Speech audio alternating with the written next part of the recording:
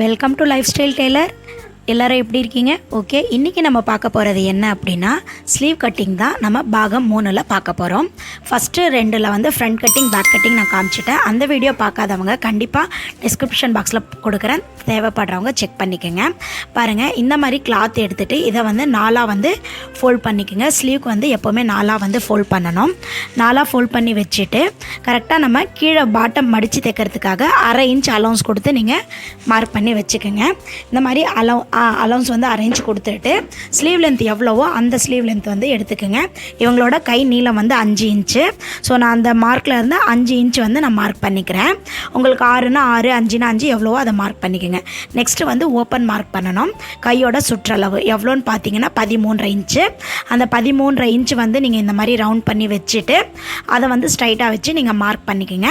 அப்படி இல்லைன்னா அதில் பாதி 6.25 அந்த மாதிரி மார்க் பண்ணாலும் ஓகே தான். எல்லாத்தோட பெஸ்ட்டு வந்து இந்த மாதிரி டேப் மடித்து வச்சுட்டிங்கன்னா உங்களுக்கு வந்து மார்க் வந்து மாறாது.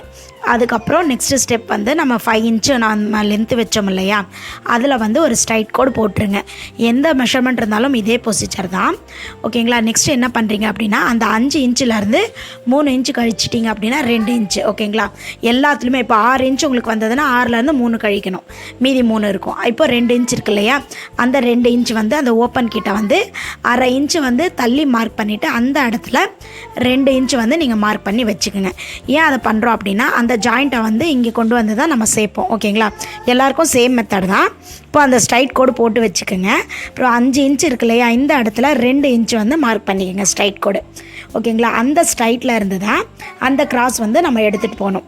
உங்களுக்கு எவ்வளோ மெஷர்மெண்ட் இருந்தாலும் இப்போ கையை நீளம் வந்து 8 இன்ச் அப்படின்னா 8லேருந்து 3 வந்து கழிச்சிருங்க, ஓகேங்களா? மீதி 5 வந்து அங்கே வச்சுக்கணும்.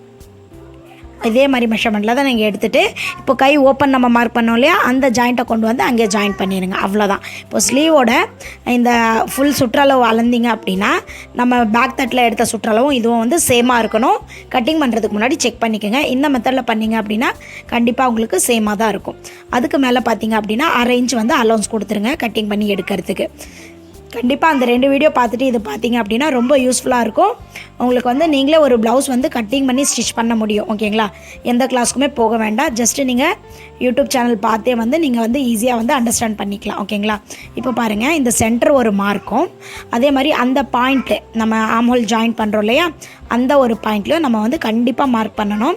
அப்போ தான் வந்து மெஷர்மெண்ட் மாறாது. இப்போ இப்படி பண்ணிவிட்டு நம்ம ஃப்ரண்ட்டு வந்து குடைச்சி எடுப்போம் இல்லையா, அதை எப்படி குடைக்கிறது நான் உங்களுக்கு காமிக்கிறேன். பாருங்கள், ஸ்லீவ் வந்து பர்ஃபெக்ஷனாக வந்துருச்சு. இப்போ அதுக்கு மேலே நம்மளுக்கு வேணும்னா எக்ஸ்ட்ரா இந்த மாதிரி கிளாத் இருந்தால் ஜாயின் பண்ணிக்கலாம், ஓகேங்களா? நம்ம ரவுண்டு ஸ்லீவ் வைக்கிறதா இருந்தால் ஜக்காக்கு அப்புறம் ஒரு 1/2 இன்ச் இருந்தாலும் நம்ம ரவுண்ட் ஸ்லீவ் வச்சிடலாம். அதே ஓப்பன் ஸ்லீவாக இருந்துச்சுன்னா 1 இன்ச் ஆச்சு நம்மளுக்கு எக்ஸ்ட்ரா கிளாத் வேணும், ஓகேங்களா?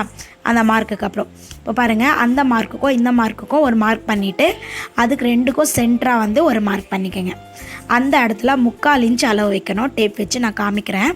இந்த 3/4 இன்ச் அளவு வந்து கரெக்டாக அந்த இடத்துல வச்சுக்கோங்க. அது வச்சு நீங்கள் கரெக்டாக வந்து அந்த மார்க் பண்ணி வச்சுக்கோங்க. மார்க் பண்ணிவிட்டு இப்போ குடைக்கும் போது நீங்கள் கவனிக்கணும் என்னென்னா, நம்ம இந்த சென்டருக்கும் இதுக்கும் 1/2 இன்ச் முன்னாடி தள்ளி மார்க் பண்ணிவிட்டு அங்கேருந்து நீங்கள் அந்த 3/4 இன்ச்சில் கொண்டு வந்து எல் பேண்ட் எடுத்து அதில் சேர்த்திடுங்க.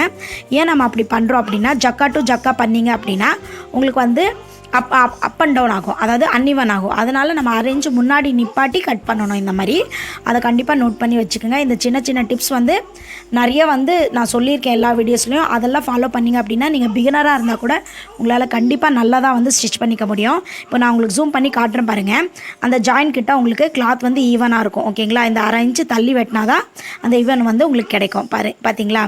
அதனால தான் உங்களுக்கு அப் அண்ட் டவுன் ப்ராப்ளம் வருது, அதாவது கை ஜாயிண்ட் செட் ஆகாமல் வருது இல்லையா, அந்த ப்ராப்ளம் வருது. அது இனி வந்து இந்த மாதிரி பண்ணிட்டீங்கன்னா வராது. ஓகே ஃப்ரெண்ட்ஸ், கண்டிப்பாக இந்த வீடியோ உங்களுக்கு யூஸ்ஃபுல்லாக இருந்திருக்கும்னு நினைக்கிறேன். யூஸ்ஃபுல்லாக இருந்ததுன்னா லைக் பண்ணி ஷேர் பண்ணிக்கோங்க, சப்ஸ்கிரைப் பண்ணிக்கோங்க. கூடவே பெல் ஐகானை ப்ரெஸ் பண்ணிட்டீங்கன்னா நான் போடுற வீடியோஸ் எல்லாமே உங்களுக்கு நோட்டிஃபிகேஷனாக கிடச்சிரும். நெக்ஸ்ட் வீடியோவில் பார்க்கலாம். Thank you, bye bye, take care. ஏதாவது டவுட் இருந்தால் கண்டிப்பாக கமெண்ட் பண்ணுங்கள். நீங்கள் எப்படி ஸ்லீவ் கட் பண்ணுறீங்கிறதையும் மறக்காமல் கமெண்ட் பண்ணுங்கள்.